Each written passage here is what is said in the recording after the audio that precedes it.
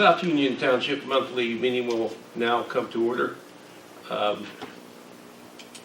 We will stand for a moment of silent prayer.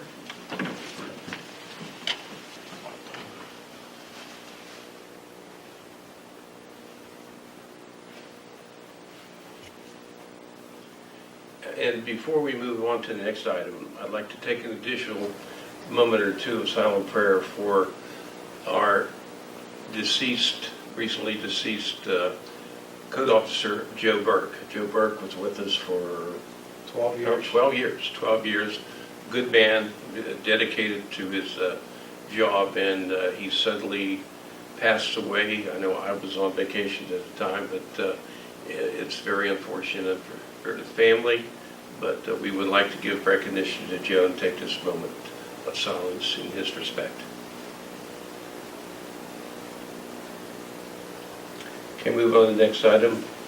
Pledge allegiance. I pledge allegiance to the flag of the United States of America and to the republic for which it stands, one nation, under God, indivisible, with liberty and justice for all. On the roll call, Mr. Vernon. Here. Mr. Scott. Here. Mr. Schiffberg. Okay, we'll move on to the next item, Roadmaster's report. Mr. Vernon, would you please provide us with? Sure. For the month of February, we had our men go to the compost site and transfer the compost over to Uniontown 4 days. We went out and did plow the roads 9 days, month of February. 4 days we cleaned the trucks. We picked up litter 4 different days on Duck Hollow, Brownfield Lane, Cinder, Township Drive, Work Parkway, Daniel Drive, and Matthew Drive. We also picked up loose curbs throughout the township, and we replaced that as soon as the weather breaks. We patched numerous streets with cold patch, which is just a temporary patch. It'll be replaced with the regular mix once they open our hot mix plant. Probably 1st of April we'll start doing that. We replaced the drain pipe in Leith, and also we replaced the drain pipe on Brownfield Road. We cleaned drains throughout the township, and then we also washed and waxed our 2 code cars and our pickup trucks. And we replaced the stop sign at the corner of Barton Road and Cinder, and we replaced the inlet on Highland Park Drive in the Cherry Tree Plaza area. That concludes our Roadmaster's report. Any other comments or additions? If not, we'll proceed with the next item, the Sewage Department report. Mr. Scott, would you please give us that report? Yes, sir. During the month of February, we had our monthly or yearly discounts on the sewage bills. We give you a 1-month discount if you pay for the year. 1,176 people took the discount this year. We are extending the discount program an additional month. Those customers that missed the deadline, please call the sewage office at 438-8333 to discuss paying your bill before April 3rd. We applied for a DCED PA small water and sewer grant to replace and adjust the slope of a sewer line behind the township building.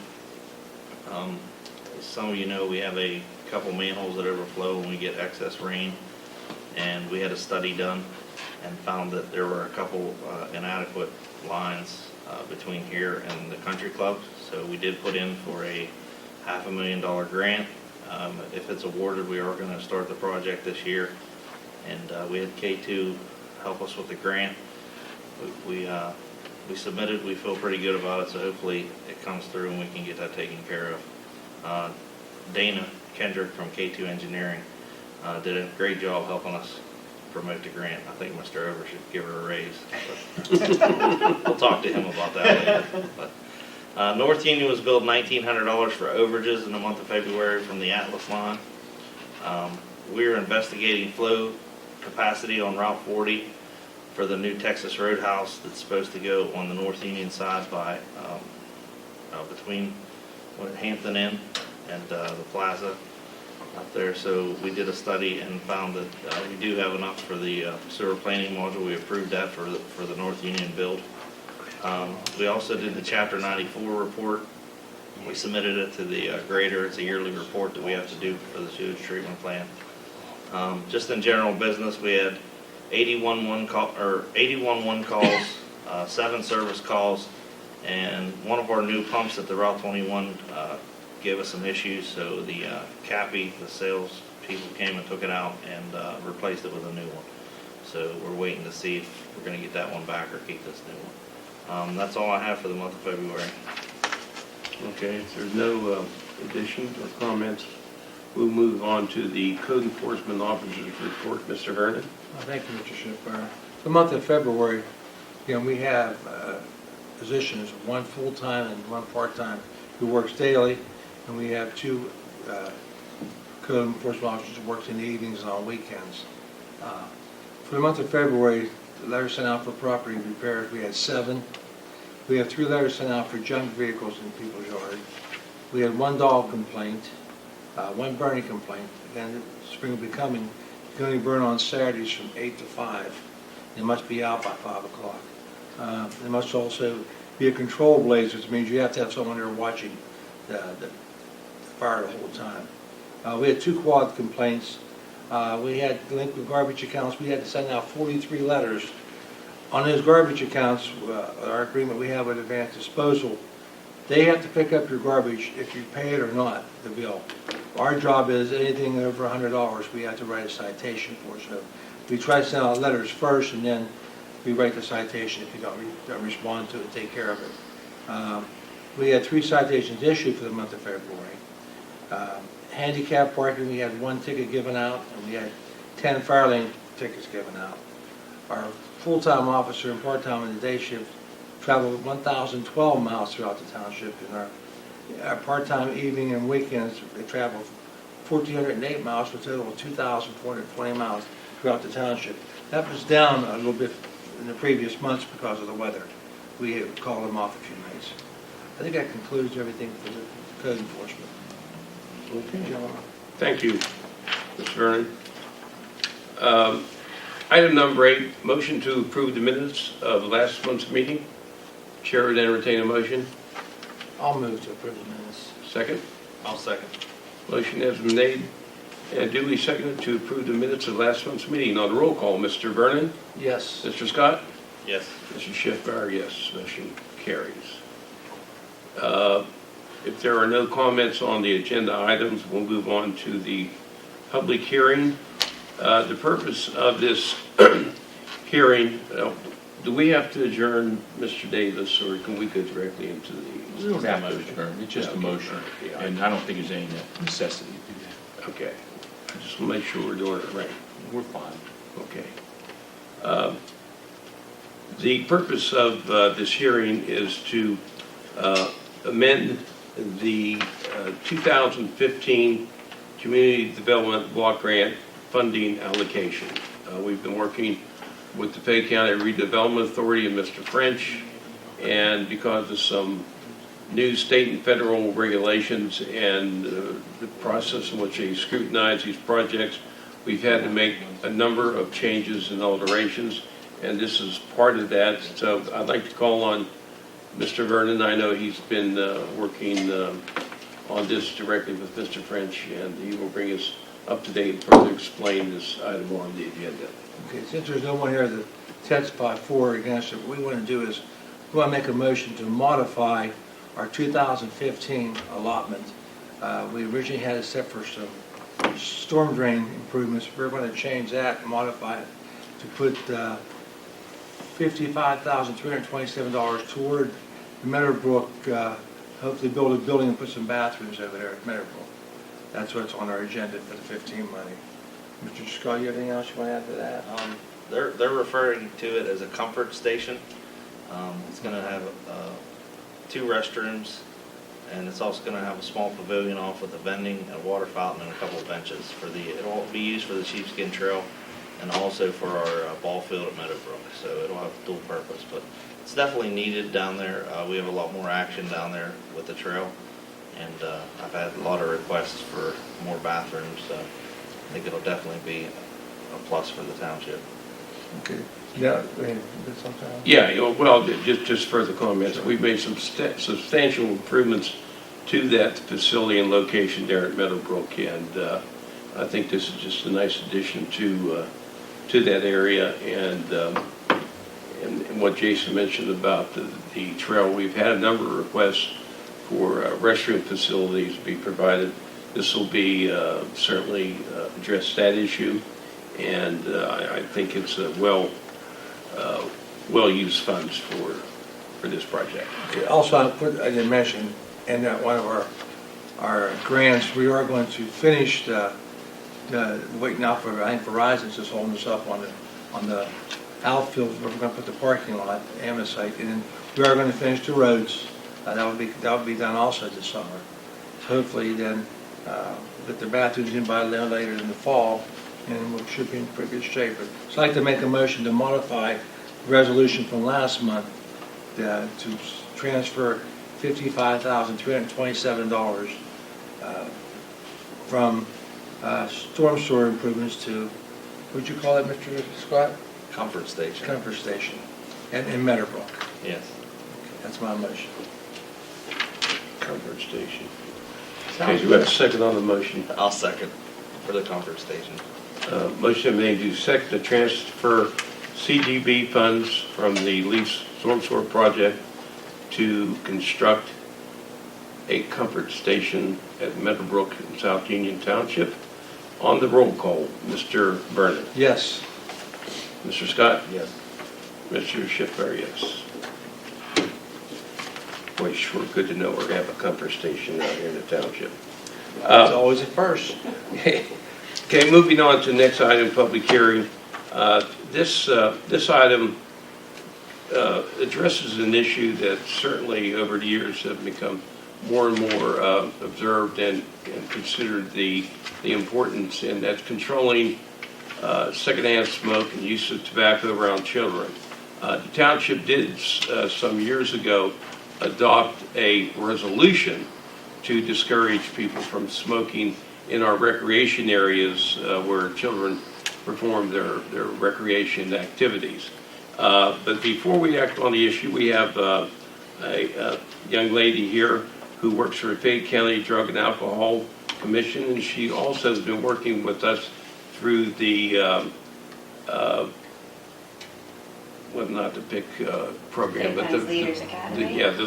the Leaders Academy on making some improvements to the trail, to Sheepskin Trail. But she's also been very active in regard to this item here on the agenda, and her name is Erika Usher, and I'd like to introduce her and allow her some time to come up and give us a little rundown and further explain the program. Would you come up to our podium here, Erika?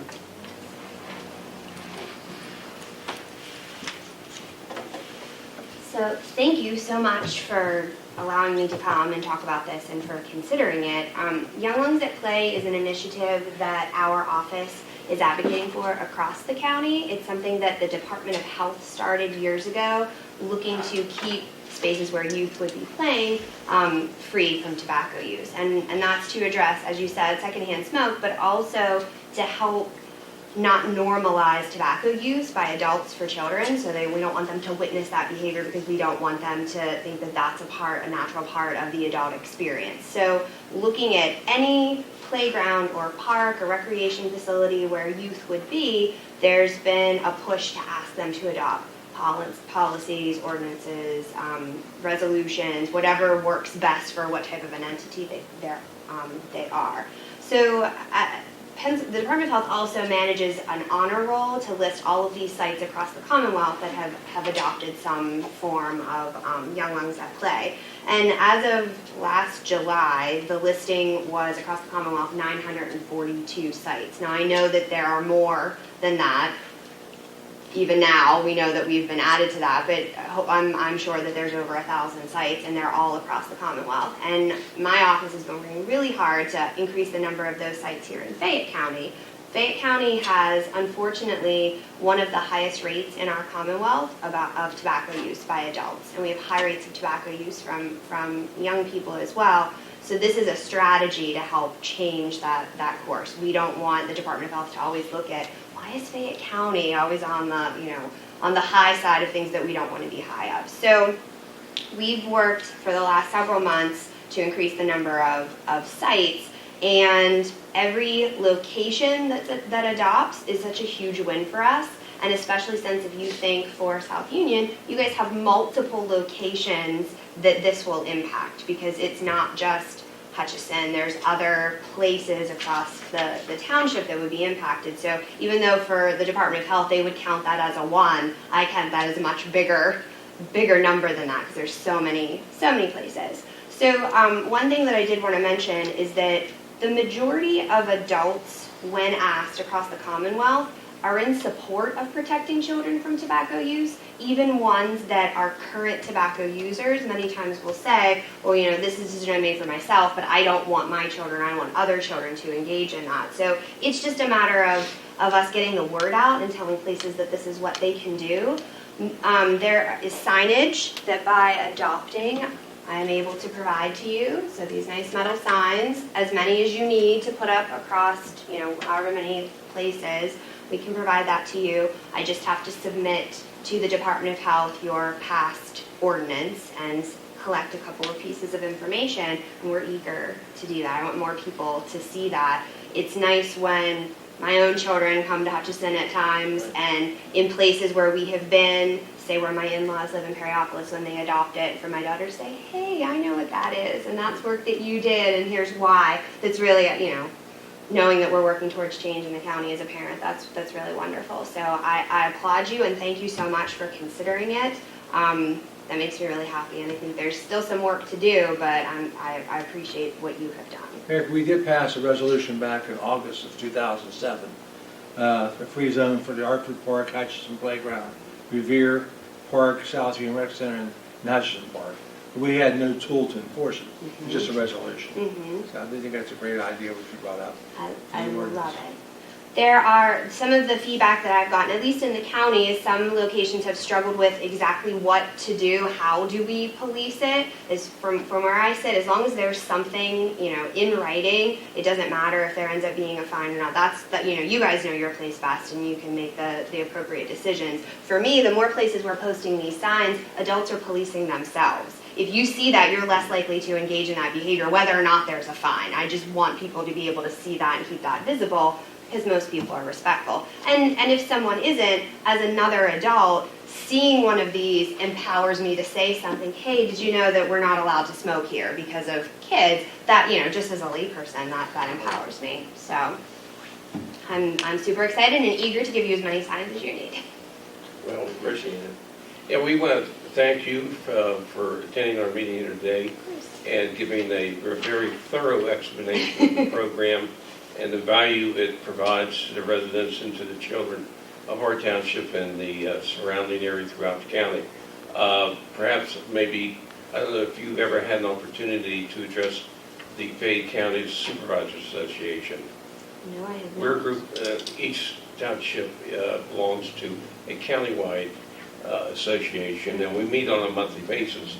And what I'd like to do, if you're interested, is to contact the chairman of our association and try to arrange some time for you to suit your schedule, where you can come and basically give the presentation, maybe sign up some new customers. I would love that. I will make myself available whenever that is, because I just need to get in front of people to sort of spread that word. For the record, there's not going to be a meeting in April, we have a convention. But May's meeting is the second Monday of the month. Okay. It's going to be up in Stewart Township. Okay. It's up in the mountains. It's going to be up there. That's in that. not It a starts problem. at, we'll start at 7:30 In the morning or in the evening? evening. Okay. It gets there around 7 o'clock. Second Monday in May. Yeah, I can recall, I'm remind gonna you. write all this down. So this We'll is good. try. Shoot me an email and I can send it to you. Yeah. Yeah, we'll be back in touch with you, and and make sure we get you on the agenda. I appreciate that very much, and I'm sure having your support, having done it, that's going to mean some. I can talk to anyone, but when they can hear from other people who sit in the same seats that they do and have done that, that means way more than anything that I can say. Jason, ask her to pick that sign up. Yeah, maybe we can get a better shot on the camera. There you go. Okay, that's what's going to be seen throughout this township and our recreation facilities, and hopefully in other areas throughout the county. So thank you very much for your presentation. Very good. Getting back to the ordinance, one thing it does do, even though we did pass a resolution some years ago, this ordinance actually puts some teeth into our effort and into this ordinance where citations can be issued and fines levied as well. So I think it's going to act as a further ability or further our attempt to not only enforce our law but to inform the public as to the negative aspect of people smoking, and hopefully this will catch fire with the other municipalities throughout the county, and I'm sure if you do attend our meeting, our association, we're going to have a lot more people signing up. So the chair would entertain a motion to adopt the Young Lung at Play ordinance.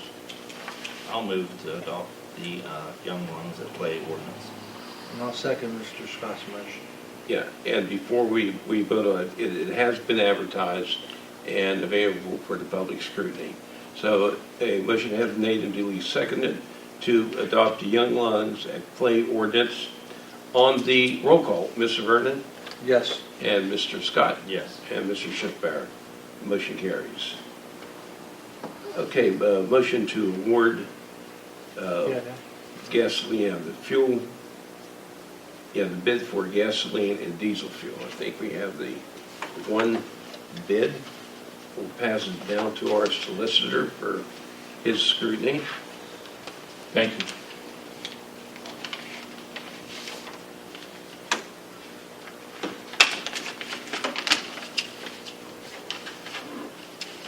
We have one bid of Wilson Petroleum Products, 401 Riles Run Road, Smock, Pennsylvania.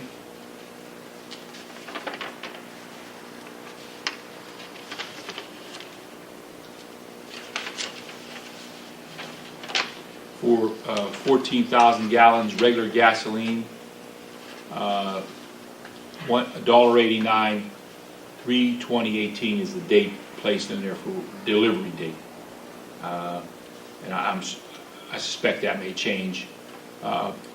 Number two, 9,000 gallons of diesel fuel, $2.30. There is a caveat: all prices will have an escalating clause based on when we bring product into bulk plant. Cost can be up or down at the time of order. And I think we've seen that before on some of these petroleum products. But that's the only bid that is before us. That's who we used in 2017. Yes, Yeah. it is. Yeah, for some reason, we've having trouble over years attracting other fuel companies to submit bids. I know there's some paperwork involved through the state, and I think maybe the federal level, that makes bidding processes like this a lot more difficult to follow, but at least we do have one. And with that, what would be the wishes of the board? I'll make a motion to accept their proposal. Okay, do we have a second on the I'll motion? second Mr. Scott's motion. Motion is made, duly seconded, to accept the fuel bid as delineated and explained by our solicitor, and the motion made by Mr. Scott. On the roll call, Mr. Scott. Yes. Mr. Vernon. Yes. Mr. Schiffber, yes. Okay, the next item, motion to hire a code enforcement officer for the replacement of Joseph Burke. We have several applications that's been submitted here, and the supervisors, we have thoroughly evaluated the content of the applicant's application, and we've talked to a number of the people who have submitted these applications, and we pretty much have come to a conclusion to hire an individual for the replacement of Mr. Burke. This is a very important job for the township, and we feel that we're hiring somebody that possesses the qualifications and that would allow him to do the job that is required of a code officer here in South Union Township. Gentlemen, are there any comments or? I'd like to make a motion if we can, if there's no comments. Okay, all right, but there are Okay, no more I'll comments. comment The on the motion. chair would entertain a motion on this item. Okay, discussing with the fellow supervisors, being a district judge for 24 past years, I had an opportunity to work with one of the applicants, Mr. Mankiewicz. He was a constable for me from 1994 until I left in 2006. There's a lot of good applicants, but our hands are tied in a way we can't afford to pay too much hourly wage or any kind of benefits. So we're going to make an offer to one of them if he accepts it. I'm going to make a motion to hire Robert Mankiewicz. He's right now he's just working at the booking center. He worked 20 years at the Uniontown Hospital as a guard and police officer, and he also worked 1 year with our county sheriff Jimmy Custer, who gave us a high endorsement of him for a replacement for a code enforcement officer. I think he has the qualifications. I know the money's not there for most of the applicants, but we want to thank everybody for applying and contacting us. But at this time, I think it's best for us. And he's 52 years old. I don't think he's going to go anyplace. Some of the younger applicants, I'm sure, hope to get better jobs than we're offered to pay at this time.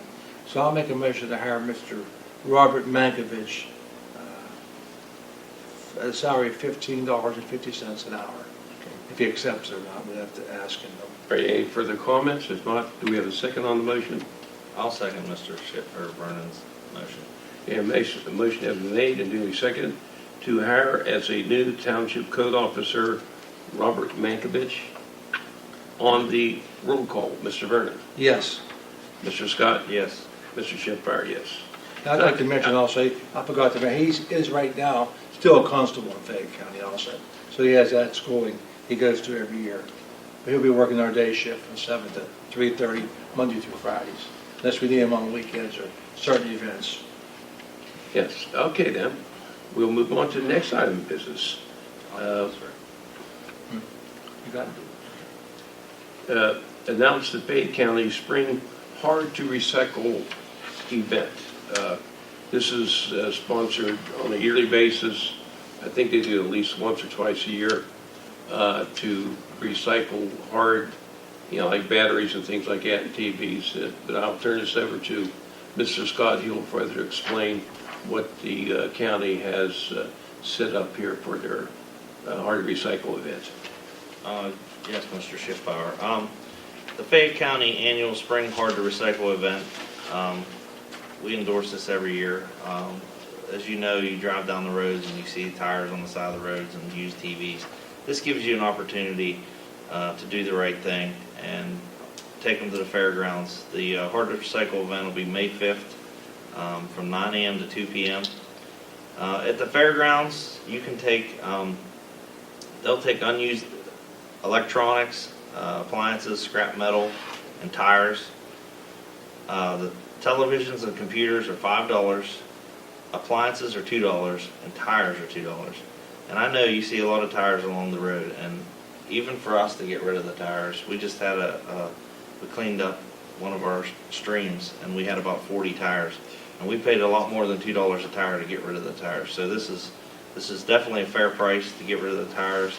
And like I said, you're doing the right thing instead of dropping them on the side of the road. Please, go out to the Hard to Recycle event. Once again, it's at the Fayette County Fairgrounds, May 5th, 9 to 2. Also on the same day, if you have any used motor oil, kerosene, hydraulic oil, transmission fluid, home heating oil, anything like that, you can take that to the Fayette County or the Goodwill Recycling Center on Romeo Lane. It's down by 84 Lumber. And it's the same time. It's May 5th, 9 to 2. But if you have the oil or the hydraulic fluid or anything like that, you can take it down to the Romeos, down by the old Romeos. The only things that they will not accept is paint, household chemicals, and pharmaceuticals. There's no facilities for that. This is also, they like to thank the sponsors, the Recycling and Solid Waste, PA Cleanways, Specialty Metals LLC, Dan Tires, Lynn Capon, and the Goodwill Recycling Center. But if you have any questions, I also put this on our website, and it's on our Facebook page. And also, too, I'm sure we'll put there, you can either call South Union Township or the Fayette County Recycling Coordinator, Sheila She can be reached at 724-430-1210, extension 4307. Okay. Alrighty, we'll move on to the next item. Comments from the public? Since we have no public here today, we'll move on to the Township Financial Statement Report. Mr. Treasurer? Yes, sir. From the general fund checking account, $384,874.92. The general fund investment account, $127,163.94. The state fund, $124,324.12. The hydrant fund, $18.90. The athletic fund, $18,480.74. The payroll fund, $1,187.68. The sheepskin trail fund, $6,582.19. The North Union South Union Intergovernmental Board Fund, $23,331.17. And the recycling fund, $79,726.67. For a grand total of $765,690.33 in the road department. And with all the accounts listed at the sewage office, $2,420,994.25. For a grand total of $3,186,684.58. That's my treasury report.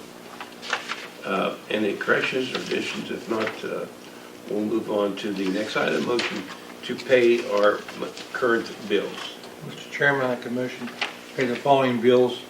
Our state fund, $86,798.49. Our athletic fund, $9,985.60.